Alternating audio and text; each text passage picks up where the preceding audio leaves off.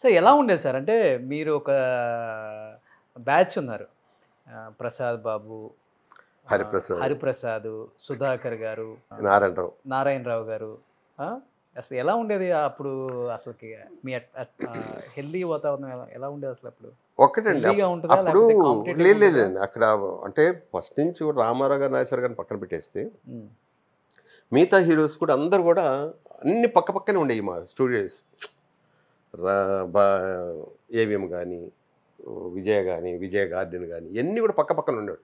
ఎక్కడ షూటింగ్ ఉన్నా ఆల్మోస్ట్ ఎక్కడో చోట కలుస్తూనే ఉండేవాడు. మేమెవరో ఎక్కడికి వెళ్ళకపోయినా కూడా అక్కడ ఉన్నా కూడా మిగతా వాళ్ళు కూడా వచ్చి కలిసిపోయాడు. వాళ్ళ భోజనాల టైం ఆ క్యారేజీలు తీసుకొని రావడం, అందరు కలిసి కూర్చొని భోజనం చేయటం, అది పిక్నిక్ లాగా ఉండేది కానీ షూటింగ్ లాగా ఉండేది కాదు. ఓకే. ఇక మేమున్నామంటే మేము 5 కంపల్సరీ వస్తానంటాం. డైలీ షూటింగ్ ఉన్నా లేకపోయినా కలుస్తుంటాం ఒక్కో చోట, కొన్ని చోట. బట్ నాది అనుకొని చేసే వ్యక్తికి కూడా విమర్శించే కొంతమంది వల్ల చేసే చెయ్యి కూడా ఇంత పెట్టినా కానీ నన్ను ఇంకా మాటలు సూటిపోటుగా, అంటే మీ రోజులు ఎలా అంటే మౌత్ టాక్ ఎక్కువ ఉంటుంది. ఇప్పుడు నీ దగ్గర నేను మాట్లాడానంటే ఇది 10 మందికి వెళ్తుంది, 100 మందికి వెళ్ళిపోతుంది, గడప గడపకి ఇదే ప్రచారం. బట్ అలాంటి టైంలో ఎముడుకు మొగుడు నాకు బాగా గుర్తుంది. ఆ రోజుల్లో హరిప్రసాద్ గారు, నారాయణరావు గారు, ఇంకొక ఆయన సుధాకర్ గారు, ముగ్గురు ప్రొడ్యూసర్స్. ఫ్రెండ్స్కి హెల్ప్ చేద్దాం, ఫైనాన్షియల్గా స్ట్రాంగ్ అవుతారన్న ఉద్దేశంతో ఆ రోజుల్లో ఎట్లా ఉండేది మాకు తెలియదు. డబ్బు మరి ఆయనే పెడతారో, అంటే హీరోలో పెడతారో, వీళ్ళ పేర్లు పెడతారో, అయితే వీళ్ళు డబ్బులు పెట్టి సినిమా నిజంగా జరుగుతుందో అయితే నాకు తెలియదు. బట్ నేను విన్నది చేద్దామని చూసినా కానీ నా గురించి బయట తప్పుగా ప్రచారం చేశారు, అంటే ఆయన గురించి తప్పుగా చేశారు వీళ్ళు, అంత ఫ్రెండ్స్ అయ్యి కూడా ఫ్రెండ్షిప్కి విలువ లేకుండా చేశారు అనేది నేను చాలా చోట్ల విన్నాను. నిజమా సార్ అది? చిరంజీవి ఫస్ట్ నుంచి ఉందండి హెల్ప్ చేయాలన్నది. ఒక వీళ్ళకే కాదు, ఫ్రెండ్స్కే కాదండి, ఎంటైర్ ఇండస్ట్రీ. నాకంటూ నేను కొంచెం బెటర్ అయ్యాను కాబట్టి టెక్నీషియన్స్కి, దెబ్బతిన్న ప్రొడ్యూసర్లకి, దెబ్బతిన్న డైరెక్టర్స్ ఒక సినిమా ఇస్తారు, ఒక సినిమా చేసి వీళ్ళందరికీ కూడా ఒక చిన్న మోరల్ సపోర్ట్గా ఉంటే వాళ్ళకి ఎంతో కొంత హెల్ప్ అవుతుంది. ఎంతో పోగొట్టుకున్నారు వాళ్ళు, ఇప్పుడు వాళ్ళు పోగొట్టుకున్నంత ఆయన ఇవ్వలేకపోవచ్చు. ఒక 10 మందికి వెళ్ళి ఒక సినిమా అలా చేయాలి. పాపం తనకు ఉంది. నాతో కూడా తను ఎన్నోసార్లు అన్నాడు ఇలా చేద్దాం అనుకుంటున్నాను అన్నాడు. ఫస్ట్ స్టార్టింగ్ ఆయన ఇదే మొదలుపెట్టి ఎముడుకు మొగుడు 1988. కాకపోతే ఇలాంటి రూమర్లే ఎక్కువైపోయింది. కానీ నాకు తెలిసి ఆయన డబ్బు పెట్టింది ఆయన చిరంజీవి గారు బ్యానర్ రిజిస్ట్రేషన్ అయింది, డబ్బు పెట్టింది అయింది. మరి ఎందుకు అన్నారో అనేక రకాలుగా మొత్తం బయటికి టాక్ వచ్చింది. అందరికి తలా 10 లక్షలు 15 లక్షలు ఎంతో డబ్బు వచ్చింది. అది దేవుడి దగ్గర అది బాగా హిట్ అవ్వటం, ఆ తర్వాత మళ్ళీ తలా 5 లక్షలు మళ్ళీ ఇవ్వటం వీళ్ళకి. మరి ఎందుకు మన ఆయనకి ఇంకా వద్దనుకున్నాడు మరి ఏంటో తెలియ, ఇంకా బంద్ చేస్తే టోటల్గా. బట్ ఇప్పుడు చేయొచ్చు చెప్పలేం. ఇప్పుడు ఆయన హీరోయిజం ఇంకా తగ్గలేదుగా, ఇంకా చేస్తున్నాడు సినిమాలు, హీరోగా చేస్తున్నాడు.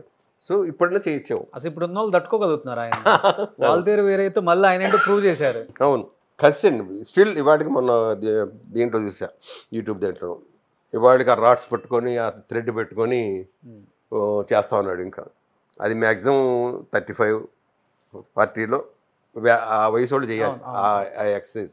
తను ఇంకా 40లో ఊడిపోయవచ్చు, ఉంటేనే కానీ ఆ ఇది రాదు. సో మీరందరూ కొంచెం రంగులు వేసుకోండి మరి, మంచిది.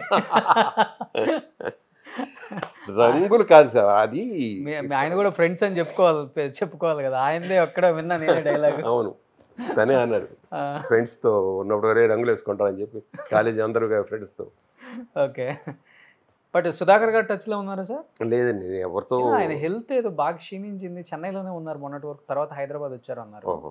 ఏంటి సార్ హెల్త్ అసలుకి? ఏంటి నాకు టోటల్గా ఆ బ్యాచ్ మొత్తం కట్ ఆఫ్ టోటల్. ఎందువల్ల?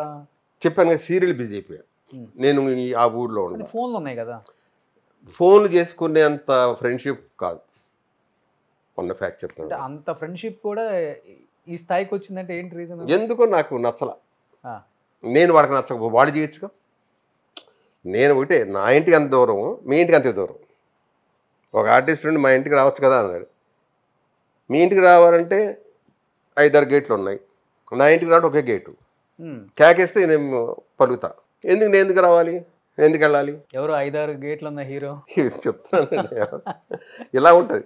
అందుకని ఎందుకనో ఒంటరితనం నేను బాగా ఎంజాయ్ చేస్తాను ఫస్ట్ నుంచి. వాళ్ళ కాదు. బయట ప్రపంచానికి వెళ్ళానంటే అదే ప్రపంచం. ఇప్పుడు నేను ఇంట్లో నుంచి బయటకు వెళితే షూటింగ్ తప్ప ఇంట్లో గురించి పట్టించుకోను. పొరపాటున మావిడ వెళ్ళేటప్పుడు కానీ ఏమంటే కోడిగుడ్లు లేవు, ఉల్లిపాయలు లేవు, అవి లేవు అంటే అస్సలు సమాధానం కూడా చెప్పను, వెళ్ళిపోతాను. ఇంటికి వచ్చిన తర్వాత షూటింగ్ గురించి అసలు పట్టించుకోను. ఇంట్లోకి ఏం కావాలి, ఇల్లు పరిస్థితి ఏంటి, చక్కటి భోజనం ఏంటి, అంత ఫ్యామిలీ మీద మీరు అంతా పిచ్చి. ఇక్కడికి వస్తే అంతే, దానికి తెంపేసుకుంటాం కట్ ఆఫ్. అసలు ఆ షార్ట్ గురించి కానీ షూటింగ్ గురించి కానీ ఒక్కోసారి మీరు చిరంజీవి ఎరా ఇంటికి వెళ్ళి ఎప్పుడన్నా ఆ సీన్ గురించి ఎందుకు అయిపోయిందిగా, ఇలాగైనా అయిపోయింది కదా, దాని గురించి కాదు ఇంకేనా బెటర్మెంట్ చేయొచ్చు కదా. బెటర్మెంట్ గురించి ఆలోచించుకోండి మీరే, మనకు అదే లేదు, మారరా మీరు అని ఒక్కోసారి కోపంతో. వచ్చారు పాత ప్రసాద్ బాబు గారు బయటకు కనిపిస్తున్నారు ఇప్పుడు. సార్ మీరు మీ ఇద్దరు కాంబినేషన్ ఎవర్ గ్రీన్ హిట్స్ అన్ని సినిమాలు కూడా. బాగా గుర్తుండిపోయిన మెమరబుల్ ఒక సీన్ అంటే ఏమని చెప్తారు? అన్నీ అండి, ఎక్కడికక్కడ ఇన్ఫర్మేషన్ తనే కాదు ప్రసాద్ చెయ్యి అని తనే 1-4 సార్లు చెప్పి అస్సలు ఊరికి నేను తోసి వెళ్ళిపోదాం అనుకునేవాడిని, తను అసలు ఒప్పుకునేవాడు కాదు. నా భయం ఎంతసేపుగా నాకేంటే వేరే షూటింగ్లు ఇదే ధ్యాస, ఓకే వెళ్ళిపోవాలి. తనేమో ఇంకొంచెం బెటర్మెంట్. తను బాగా మెచ్చుకుంది అంటే రుద్రవేణ. బాలచంద్ర క్లాప్స్ కొట్టమంటే ఇంపాసిబుల్, ఇంట్లోంచి వెళ్ళిపోయే సీన్. పొద్దున వెళ్ళాను, రాత్రి దాకా 7 గంటలకి ప్రసాద్ రెడీ సార్ అని వచ్చాను. పొద్దున్న షార్ట్ చేసేవారు, లేదు సార్ ఇవాడు వద్దులే, రేపు మార్నింగ్ చేద్దాం ఫ్రెష్గా. పర్లేదు సార్ చేస్తాను, వద్దులే నువ్వు వెళ్ళి రెస్ట్ తీసుకో, రేపు మార్నింగ్ చేద్దాం. మార్నింగ్ వెళ్ళాను, ట్రయల్ షాట్. ప్రసాద్ ఇది ఇక్కడి నుంచి రఫ్గా నాకు చూపించు, టేక్లా కాదు రఫ్గా చూపించాను, ట్రాలీకి సరిపడ చేశాను. ఓకే టేక్ వెళదాం. టేక్ 1 అయిపోయింది. క్లాస్ ఆయన లేచి నుంచొని క్లాస్ కొట్టి ఇలా చిరంజీవి హట్ చేసుకొని, అంటే ఆ రోజు అవార్డు వచ్చినట్టే నాకు నిజంగా ఆయన అంతే కదా. అలాగే అంత మంచి పేరు, అలాగే ఇన్సిడెంట్స్ అన్నమాట.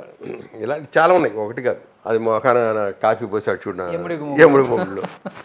డిఫరెంట్గా ఉంటుంది మీ స్లాంగ్ అన్ని సినిమాల్లో. అంటే మీరు తీసుకుంటారు అది, లేకపోతే డైరెక్టర్ చాయిసా? డైరెక్టర్స్ చాయిస్ అండి. ఎక్కువ నేను బ్రెయిన్ ఏం తీసుకెళ్ళను షూటింగ్, ఇంట్లో పెట్టేసి పాలిష్డ్గా ఉంటారు, కామెడీగా ఉంటారు, రెబలిజం అందుకని మన భరణి అనేవాడు ఒకసారి ఆర్తనాదం విలన్ తనిఖీల భరణి అన్నమాట. అదేంటండి ఆ ఎక్స్ప్రెషన్ ఏంటి, అసలు రాత్రి నిద్రపట్ల నాకు.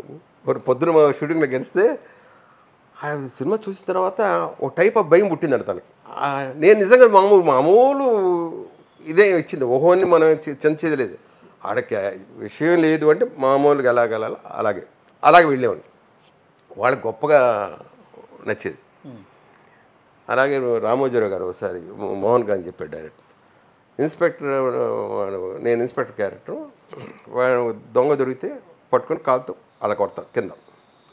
ఆ కెమెరా పెట్టి జనరల్గా కెమెరా పెట్టాడు కొడతాను.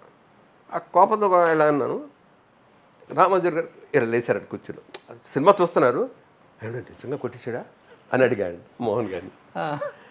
ఇలా అడిగారండి ఆయన. అప్పటిదాకా మాకు ఆయన అన్న తర్వాత నాకు గుర్తొచ్చింది. అంటే వాళ్ళకి తెలుసు మా ఊరు యాక్షన్ చేస్తాం కొట్టం అసలు టచ్. ఆ మూడ్ని బట్టి మనం